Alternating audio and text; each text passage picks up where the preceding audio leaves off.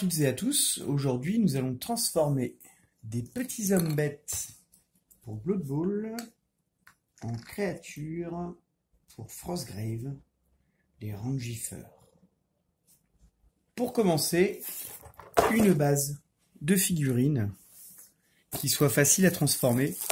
Donc mon choix s'est porté très rapidement sur les hommes bêtes de l'équipe chaotique de Blood Bowl. En fait, ce que je trouvais intéressant, c'était à la fois la dynamique des figurines et en même temps le fait qu'elles ne soient pas armées. Ça permet d'habiller un petit peu les figurines à mon goût. Pour cette transformation, j'ai utilisé deux autres boîtes, deux autres kits. Donc des barbares pour Frostgrave en plastique. Voilà. Je peux vous en sortir une grappe.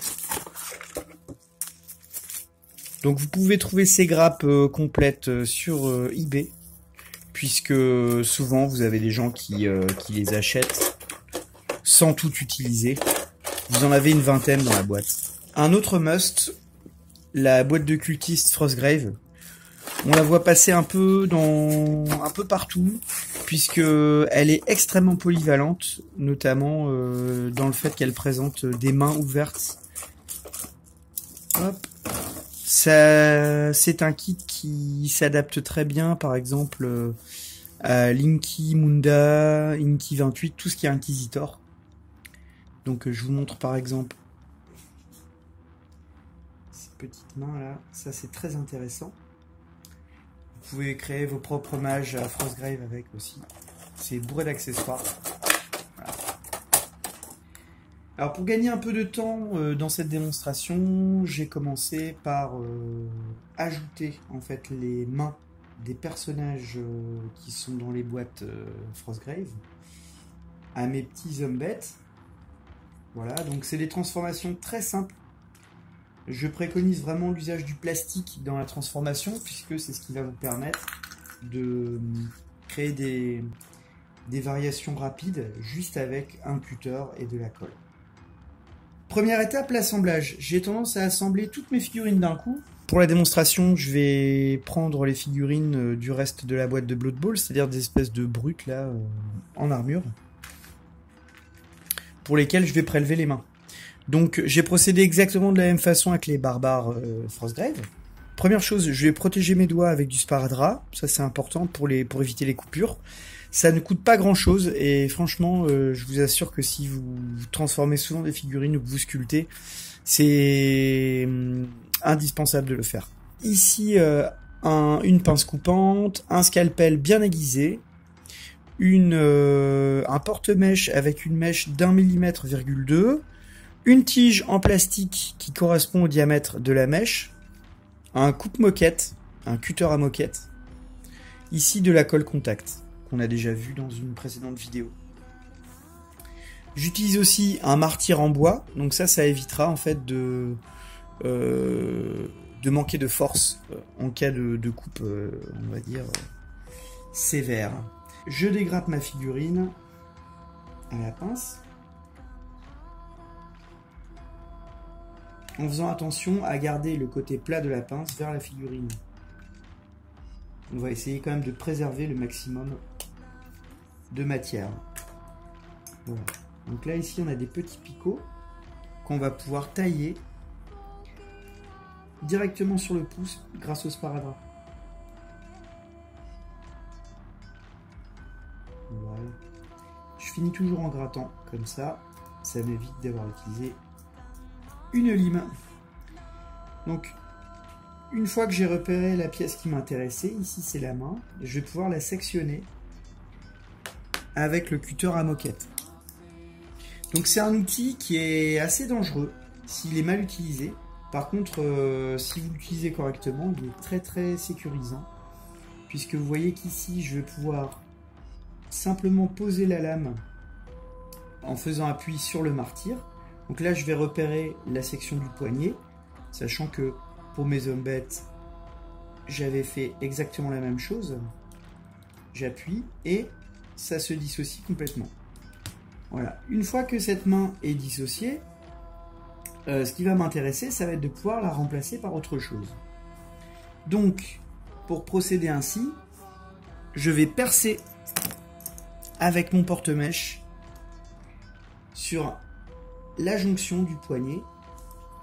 Alors, ce qui est important, c'est quand même d'utiliser une pointe sèche pour repérer l'endroit où je vais percer. Alors, vous voyez aussi l'intérêt d'avoir mes sparadraps, c'est que si jamais la pointe glisse, ça amortit un petit peu les chocs. Soyez toujours prudent, agissez avec lenteur.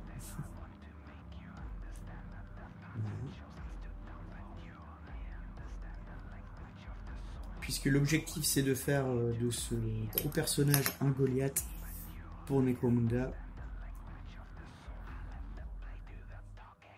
Je vais pouvoir positionner ici la tige. Je vois que ça rentre, pas de problème. Donc ensuite, c'est très simple.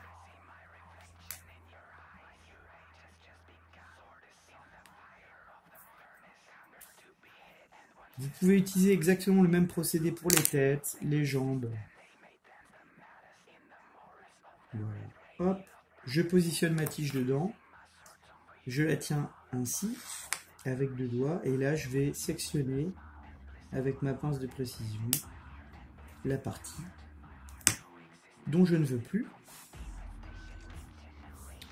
Alors, dans la logique, je perce la main qui porterait, par exemple, le bolter ou le lance-flamme qui m'intéresse, et je viendrai l'assembler ainsi, avec de la colle. Alors, l'intérêt, c'est qu'on peut repositionner les éléments. Donc, jouer un petit peu sur la dynamique des figurines, etc. Le résultat obtenu, c'est d'avoir une figurine assez dynamique, donc qui porte la hache barbare Frostgrave. On voit ici qu'au niveau du poignet, j'ai rallongé un petit peu, donc j'ai des parties de fourrure qui dépassent. Alors ça, je vais m'en occuper dans la suite de la transformation, puisque ces hommes bêtes, je vais un petit peu les, comment dire, changer un petit peu leur style, sachant qu'il n'y avait pas trop d'éléments reconnaissables par rapport au chaos dessus, ce qui fait que c'est un kit intéressant. Je vais pouvoir les habiller et aller m'inspirer un petit peu de la culture amérindienne ou celtique pour aller ajouter des détails et masquer en fait ces zones là de jonction. Donc je pense à des lanières, des plumes, ça peut être aussi des tenues en peau d'animal. Vous avez ici deux fois la même figurine. C'est strictement la même base. Alors qu'est-ce qui s'est passé entre les deux? Vous voyez qu'ici donc on a un choix d'armes qui est différent. Sachant que d'un côté, j'ai essayé de porter le regard plutôt sur l'avant de la figurine. Là, au niveau de la tête, c'est la pose originale. Sur la deuxième, j'ai légèrement retaillé le cou avant le collage. Et le poids de la lame est porté vers le bas. Ce qui rappelle en fait le principe que le fer de la hache est plus lourd. Donc du coup, on a une dynamique légèrement différente. Le kit d'homme bête permettait de changer un petit peu les cornes, donc de créer déjà des options, de créer des choix différents, donc ça c'était intéressant à personnaliser déjà à la base. Alors je vais vous les montrer par paire, bien montrer les différences. Donc une paire avec ce qui sera une espèce de chaman. Donc là, j'ai sectionné une main portant une lance et je vais certainement y ajouter un crâne ou quelque chose d'approchant. Je pense beaucoup plus travailler cette figurine-là parce que c'est un leader en fait pour la bande de Frostgrave. Ici, donc vous voyez son pendant en fantassin. J'ai ajouté donc un bouclier et une hache avec un fer assez lourd pour donner un côté un peu plus massif à la figurine. Là, vous avez deux coureurs. Alors, vous voyez que j'ai armé la main droite pour l'un et la main gauche pour l'autre. Ce qui change pas mal l'attitude de la figurine, même si on voit que la base est la même.